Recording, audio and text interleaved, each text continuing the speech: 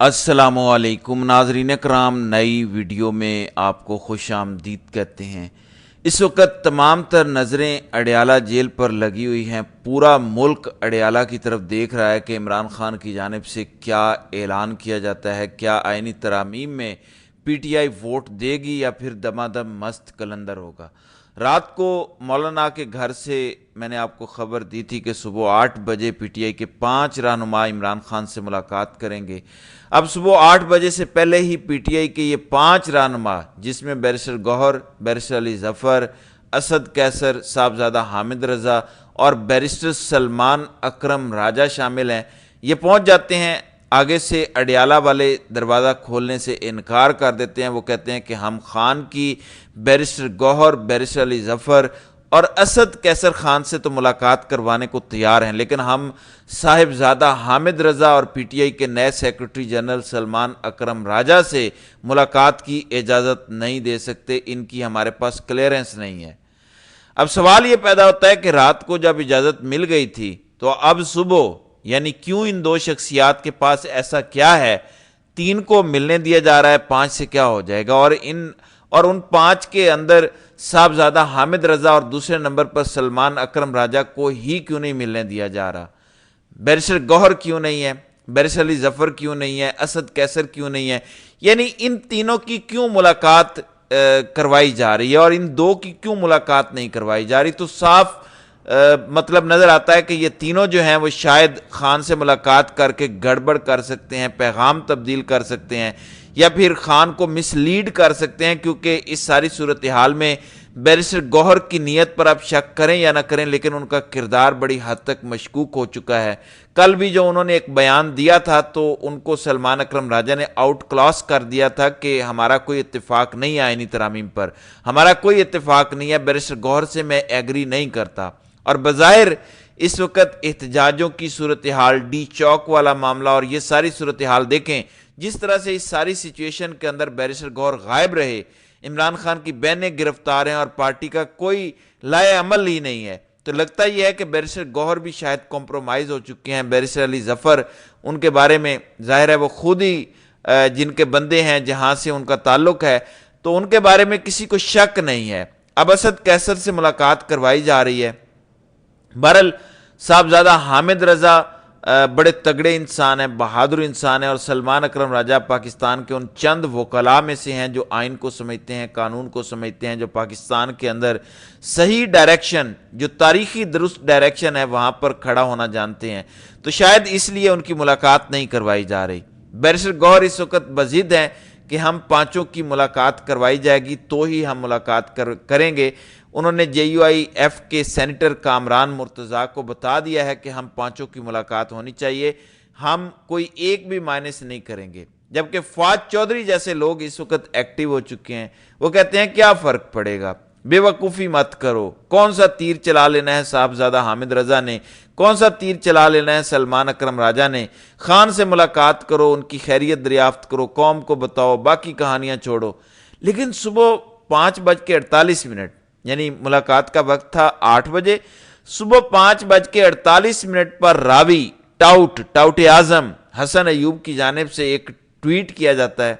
वो कहते हैं कि मुझे नहीं लगता कि सलमान अकरम राजा और साहिबजादा हामिद रज़ा को इमरान खान से मुलाकात की इजाज़त मिले।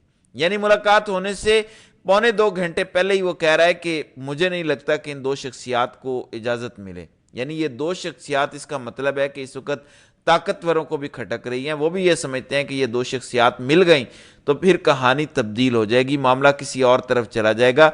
लेकिन इस वक्त मुतालबा यही किया जा रहा है, पीटीआई के जो समझ बूझ रखने वाले लोग हैं, समझ बूझ वाले अक्लमंद जो हैं, वो कहते हैं कि कभी भी किसी भी मसवदे पर, किसी भी तरमीम पर पीटीआई को वोट नहीं करना चाहिए।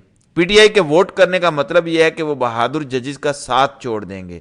पाकिस्तान में अगर चंद बहादुर जजेस खड़े हैं, जस्टिस मंसूर अली शाह जैसे लोग खड़े हैं, तो वो भी मायूस होंगे।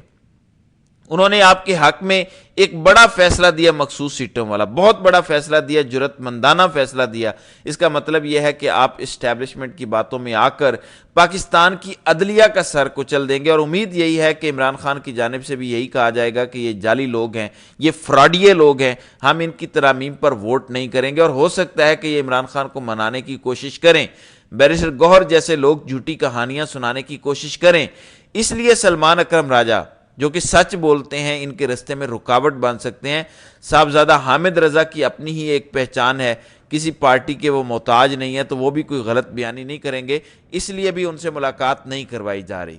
اب اسلام آباد میں کیا ہو رہا ہے؟ سردار اختر مینگل اس وقت اسلام آباد پہنچ چکے ہیں، اور انہوں نے اپنی پارلیمانی پارٹی کا جو اجلاس اس وقت بلا لیا ہے، اور لائے عمل اس وقت طے کیا جا رہا ہے۔ دوسری جانب اسلام آباد میں کیا خبر چل رہی ہے؟ انصار عباسی، ویسے تو وہ کہتے ہیں کہ یوٹیوب کے جو پیسے ہیں ڈاکٹر ذاکر نائک کے مطابق حرام ہیں، لہٰذا میں یوٹیوب کا چینل ڈی مونیٹائز کروا رہا ہوں، لیکن پروپوگینڈا جتنا مرضی کر لیں، جھوٹ جتنا مرضی بول لیں، ٹاؤٹ گیری جتنی مرضی کر لیں، اس سے جو پیسے ملیں گے وہ حلال ہیں، اس سے جیبیں ضرور بھرنی ہیں۔ بہرحال ان کی جانب سے آج ایک آرٹیکل، ایک خبر دی گئی، وہ یہ کہتے ہیں کہ پارلیمانی کمیٹی کی جانب سے جمعے کو متفقہ طور پر منظور کیا جانے والا آئینی پیکج پارلیمنٹ سے منظور ہونے کی صورت میں جسٹس یحییٰ آفریدی کو ممکنہ طور پر پاکستان کا آئندہ چیف جسٹس مقرر کیا جا سکتا ہے۔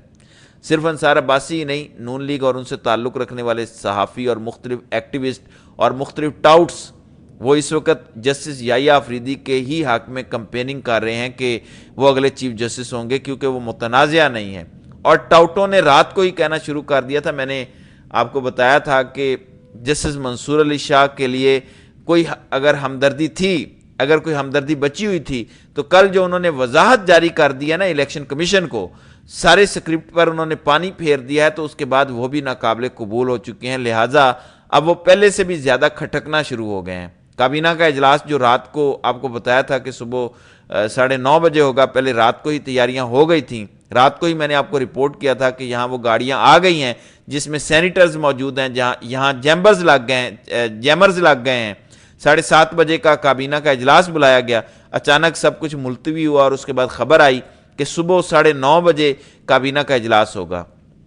ابھی اس وقت بھی اجلاس لیٹ ہے، یعنی ٹائم ایکسٹینڈ کیا جا رہا ہے۔ رات کو مولانا فضل الرحمان کی جانب سے پی ٹی آئی کا وفد نکلا، تو اس کے بعد بلاول بھٹو رات کو 1:15 بجے مولانا کے گھر پہنچے، ان کے ساتھ میئر کراچی مرتضیٰ وہاب بھی تھے، اور جب وہ مولانا کے گھر سے نکل رہے تھے، انہوں نے وکٹری کا نشان بنایا۔ جب پہلی دفعہ کوشش کی گئی تھی آئینی ترامیم کی، تو اس وقت بھی وہ جب نکلتے تھے تو وکٹری کا نشان ہی بنایا ہوتا تھا، تو یہ ایک نفسیاتی طور پر دوسرے فریق کو ڈیمورلائز کرنے کے لیے کیا جاتا ہے۔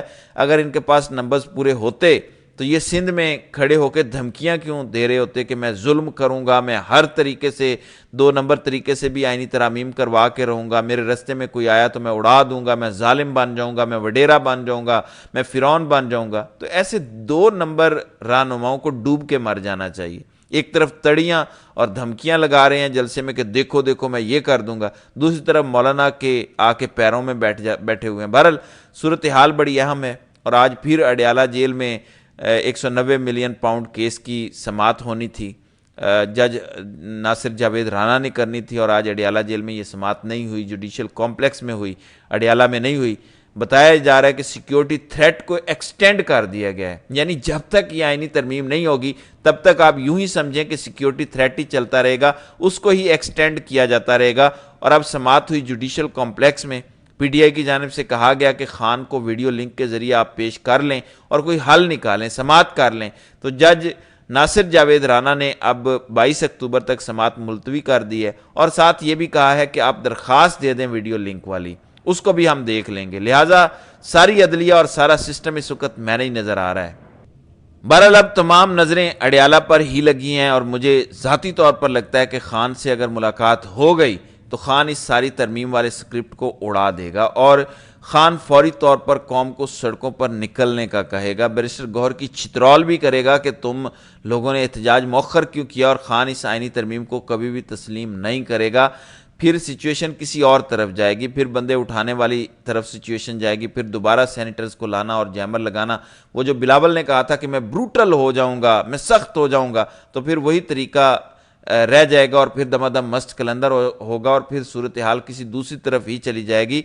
یہی وجہ ہے کہ اس وقت اسلام آباد میں پسینے چھوٹ رہے ہیں، دوڑیں لگی ہوئی ہیں کہ اب پتہ نہیں بانی پی ٹی آئی کیا انہونی کرتے ہیں۔ بہرحال آئینی ترامیم سے جڑی ہوئی جتنی بھی خبریں ہوں گی، جو بھی ڈیولپمنٹس ہوں گی، چاہے وہ پارلیمنٹ کے باہر سے ہوں، اندر سے ہوں، مولانا کے گھر سے ہوں، وہ بھی آن گراؤنڈ انشاءاللہ اگلی ویڈیوز میں ہم آپ کے سامنے رکھیں گے۔